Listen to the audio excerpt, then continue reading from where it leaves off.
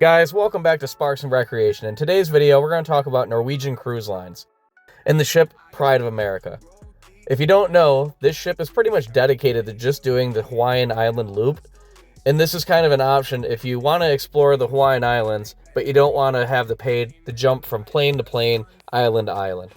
I'm going to break down what I think of the ship, what I think of doing this versus trying to attempt to do it on your own without going on a cruise ship. And I'm going to tell you if I think it's worth it in the end. So let's get into it. Let's talk about some of the cool things that you can do, see, and experience on board the Norwegian Pride of America.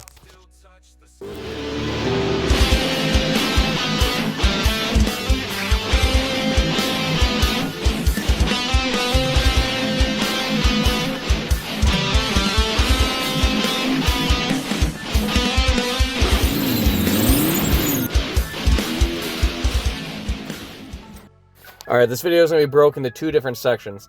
This first half, I'm going to be talking about my actual thoughts on the ship itself, leaving out of Honolulu, and if I think that the Pride of America is worth your time and money.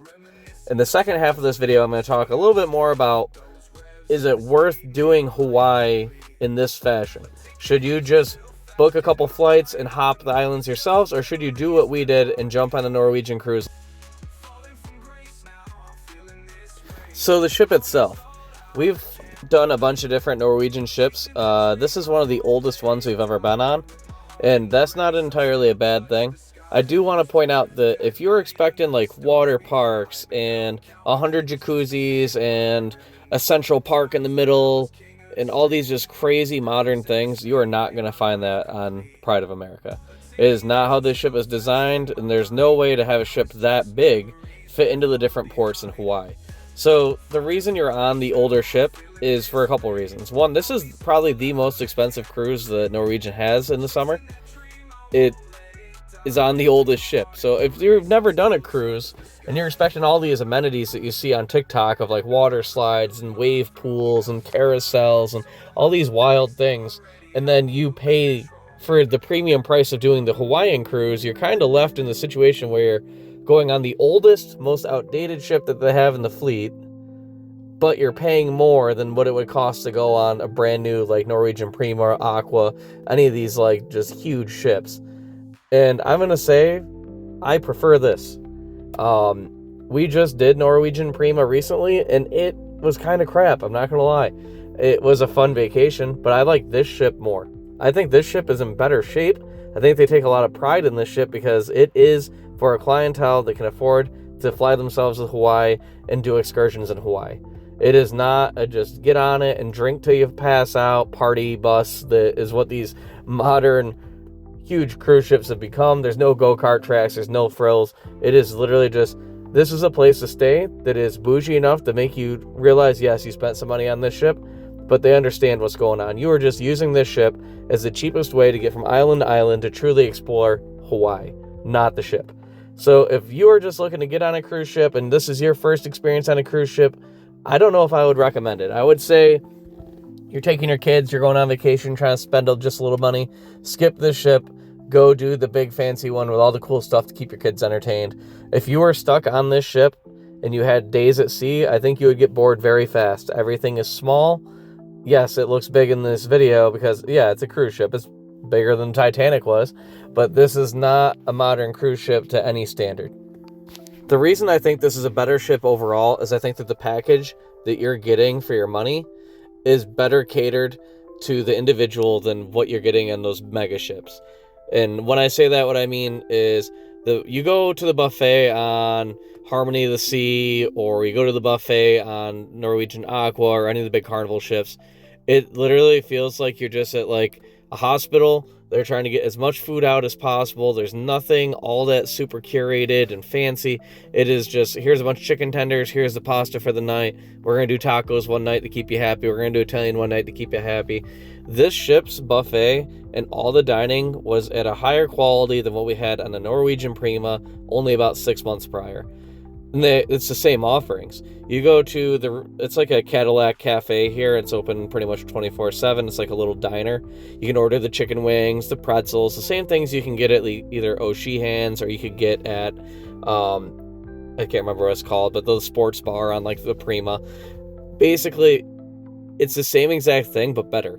The chicken wings on the Prima were soggy all 7 nights we went. The chicken wings when we went to the cafe here, crispy, nice and nice sauce that was rolled in, came with a side of celery.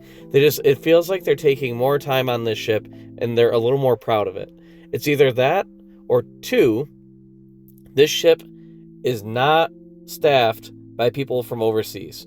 Nothing against all the staff members from overseas, but because this sails within the U.S. borders and does not have any international stops, they have to actually abide by U.S. law when it comes to staff. They can't just pay 13 cents an hour to somebody from the Philippines. They have to pay actual U.S. wages, which brings in people who are getting paid a little more, and it's easier to communicate. It's easier to set the expectation. And again, this says not. I'm perfectly fine with how they do it with the other. This is not a debate on whether that's ethical or if I prefer it. I just know that I felt a significant difference in the quality of both the guest services, the servers. We had somebody that came from the buffet and made our family our own set of lays that he made in his cabin. On the first day he came to our group, we had 11 of us. He's like, I'm going to pick you for this extended cruise that you're taking, and I'm going to make you something. We're like, okay. So we asked us all of our favorite colors, and on the last day he came, found our table at breakfast, and brought us all the custom lays that he made. And that is a level of just the guest experience that you're not going to get on some of these other ships that we've been on. And we've been cruising for the last almost 10 years. We've been on lots of cruises, and this is by far the best guest services, the best staff that I've ever had on any cruise ship, hands down. All right, so I'm going to go over a couple of things that I just do not feel was worth the money on this ship. And this is, again, nothing against Norwegian. Anytime I talk about stuff that's against the grain, you guys freak out in the comments and say how we're uncultured swine. That is not the case. We have been on a bunch of different cruise ships. I'm just a realist. I'm not being paid to say how amazing everything is like these other cruise influencers. I am a car guy that happens to go on cruises, so I'm telling you the truth. And the cabins need to be refurbished. They need to be updated. It needs to go in for refurbishment. It does not look like any of the cabins on the inside of this ship have been redone in about 20 years. I know it says it went in for a dry dock at one point and it was all updated. I don't know what they did other than change a couple light fixtures, because it looks like you went back 20 years in time, and that's not a good thing. Our crew that was with us making these videos, and the family that came with us, we booked 3 different sets of rooms. We did an interior that was a basic super cheap room. We did a balcony that was like a mid-tier family balcony, and then we did the $20,000 suite that had like the biggest balcony you can get on the entire ship. And I'm telling you right now, the group that was with us that booked the $20,000 room, they are very disappointed and are probably never going to cruise Norwegian again, because what an absolute ripoff that was. And I'm not just saying this because it was looked outdated. I'm telling you, there were stains on things. One of the beds in the 2-bedroom suite was broken. And Norwegian had no plans of fixing any of that other than being like, we'll give you a little extra time with the butler. Who cares about the butler? I paid $20,000. I don't want stains on my bed. I don't want a broken bed. I don't want broken fixtures. If you're charging $20,000 a week, you could take 1 week and not pocket that money and update that with like the nicest freaking cabin on earth with that $20,000. It is insane that they're charging that much. And if it was me, this is my recommendation. If you're going as a group, put your kids in an interior room and get balconies, because the price difference is astronomical. And I think that we're getting in just a basic balcony is about the same as the rest of the ship. The difference in levels of the different like sub levels in the rooms, who cares? They're all pretty much the same. They're all outdated. You're here to see Hawaii. All right, my next complaint and gripe. There is not enough dining after 9 p.m.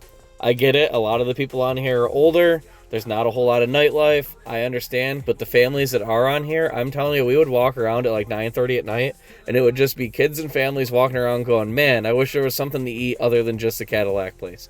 They need to reinstate putting some pizza parlors in these ships. I know that they're trying to save money, but man, it does not cost that much money to pay 2 guys to stand there and toss some pizzas till like 2 in the morning. I'm not even saying all night. I'm just saying after 9:30, there needs to be a couple options other than just the Cadillac place. Because what happens is the people that are out, That Cadillac restaurant on this ship gets so busy at 9:30 at night that you're literally waiting an hour for a table because there's only about 20 tables in there. And there's no other options on the ship, period. Next, the bars all seem to close in the public areas at about 9 o'clock as well. If you are out and about playing ping pong with the kids, you're going in the hot tubs, we literally had to wander around the ship trying to find a bar to just get some sodas because they closed all the pool bars. Literally, we had to go into a nightclub in my swim trunks, dripping, because there was not a single bar within literally 100 yards of any of the pools or hot tubs unless you went inside and into a bar or a nightclub to try to get drinks for the kids and for us. You got to keep these pool bars open a little bit later. Again, I understand that the majority of the clientele is 65 years old on this ship, but the 20% that is not, there's nothing for anybody to do, and there's nothing to eat, nothing to drink. It's wild. My next complaint is going to be that you basically need to book excursions because there is so little to do on this ship that you are going to be bored. There is a small little arcade, there's a tiny pool, there's a couple hot tubs. The entertainment is pretty terrible.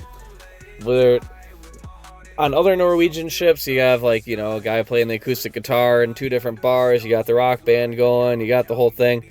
This ship, you ain't got that. You got the nightclub that's going on at 9 o'clock, but honestly, it's people playing Kiss songs to about 10 old people. There is no nightlife at all on this ship. Can you go and try to get turnt with the boys? But not really. I'm telling you. It is definitely a nursing home on the water.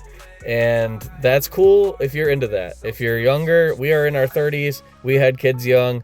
I get that I'm in the minority on this, and most of the people on this ship are not doing that. So I'm sure it's fine. Me personally, I think you need to have a couple more options, a couple more bands, and you need to bring it at least into the 2000s. The fact that all you got is 70s cover bands going and people playing folk rock, it's just not doing it for hardly anybody. When it comes to stage shows, comedians, things like that, again, I hate to be that guy, but it was pretty god awful.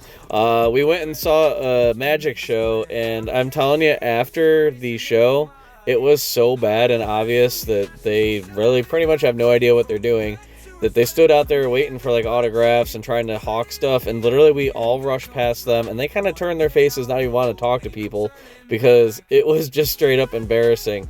They were supposed to be doing some trick where she puts a sword down her throat or something, but there's a TV above them that's showing real time what's happening, but it was not synced up to what was happening on the stage. So the pre-recorded thing that was supposed to be live on the TV was obviously pre-recorded. Her lips weren't lining up. They're the whole trick completely failed, and everybody's okay, yeah, we get what you were doing, we understand how the magic was happening, and that would be fine if it was one part of the show, but the entire show was like that.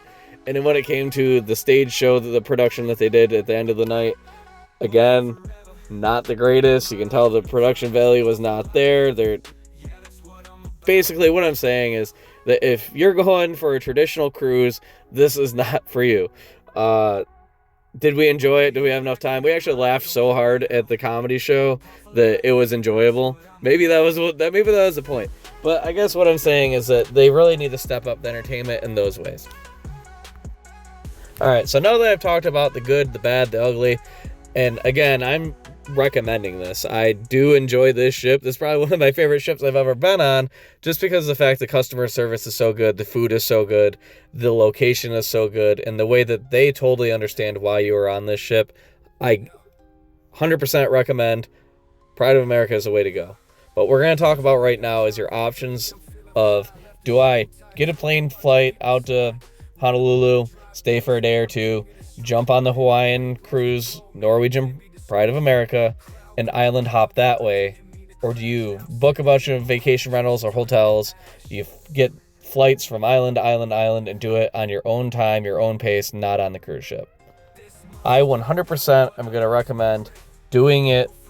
If you're on a time constraint and a budget, you need to do it this way, because you will spend so much money trying to jump island to island, vacation to rental to vacation rental, car rental, like Ubers, to do it the way that you used to be able to when there were like cheap little like ferries and things like that, no longer exist. You have to buy airplane flights. If it's just one or two people, you might be able to get away with doing it cheaper than doing the Norwegian Prima. If you have a family of any size or a group of any size, you are never going to be able to afford to do it that way unless you're dropping literally 50 grand on a vacation. If you're spending about 10, 12 grand, you want to do a week-long vacation in Hawaii, you want to see all the islands, you need to do it this way on the Norwegian Prima because the infrastructure is there for you. There's excursions to do anything you could possibly think of, from luau's to mountain climbing to helicopter tours. We did all sorts of cool stuff right through the ship, and we actually booked half of the stuff through Viator and saved money by not doing it on the ship. And what's nice is you are in America, so it's not like you're going to get taken off into an alley somewhere and have your kidneys taken out because you booked some sketchy tour. It is all easy. You can go on multiple different, there's like TripAdvisor, Viator, all sorts of different ways to book excursions, and you actually get to stay overnight in this ship on 2 of the ports. So you could stay out all night. There are people that got hotel rooms on the island and never even came back to the ship till the next day. That is perfectly fine and allowed, and I think that's the way to do it. So I guess in closing on this, I would say for sure book this cruise if you're considering going to Hawaii. I don't think there's really any other cruise company offering the same level of commitment to the buyer and the cruiser at this price point, unless you're doing like a very specialized high-end cruise, like compared to Carnival, Norwegian, Royal Caribbean. I think that if you do the research, this is your best option. Even with some of the outdated things, entertainment not being that great, I would do this cruise again. It's been almost 8 months since we did this cruise, and I miss it consistently. We've actually been on other cruises since this cruise, and I still miss this one. This was one of the better experiences I've ever had, and I can't wait to go back to Hawaii again. And if you're interested in things to do in Hawaii while you're on this cruise, we have a whole series of cruise videos that came out a couple months back on the different excursions that we did. Anything from the road to Hana, where we rented our own Jeeps and climbed the mountains with our Jeeps. We went to the tallest point in Oahu. We went into multiple national parks, found black sand beaches. All the things that you want to do, we were able to do in a budget that was friendly to our wallet and didn't have to spend 50 grand. So if you're interested in that, subscribe to this channel. We'll catch you guys in the next one.